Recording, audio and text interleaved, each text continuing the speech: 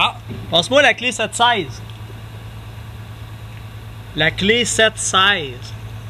Tu l'as pas? Regarde mon vidéo d'abord.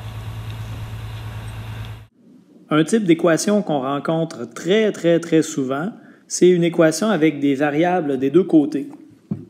Donc, une fois qu'on a réduit, quand c'est plus complexe, on se retrouve très souvent avec quelque chose du genre 4x moins 7 est égal à 2 moins 6x.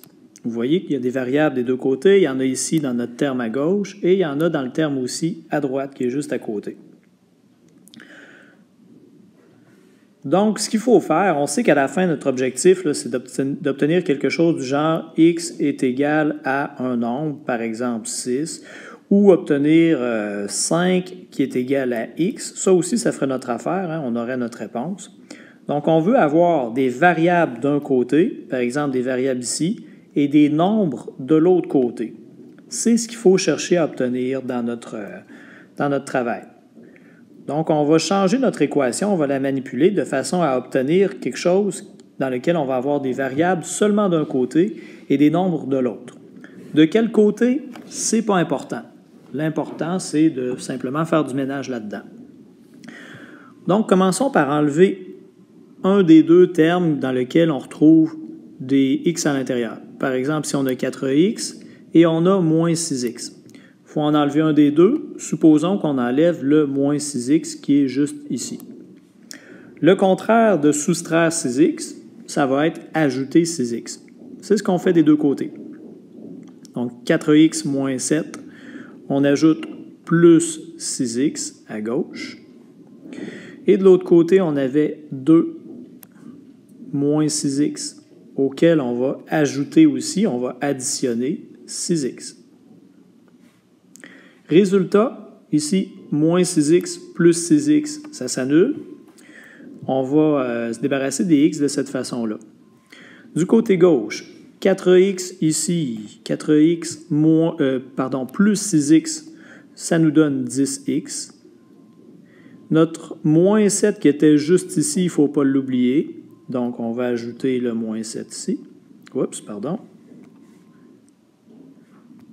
Moins 7. Du côté droite, notre 2, il reste là. Et le moins 6x plus 6x s'annule. Il n'y a plus de x à droite. Vous voyez avec l'équation qu'on avait au départ ici et celle qu'on a maintenant, qu'on a fait déjà un bout de chemin. On avait 4 termes au départ, ici, et on a seulement 3 termes maintenant. C'est déjà un avantage et il n'y a plus de x des deux côtés, il y en a simplement à gauche.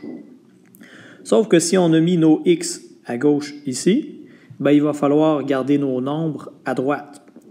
Le terme duquel il faut se débarrasser va être moins 7 ici. Le contraire de moins 7, on va additionner 7, donc 10x,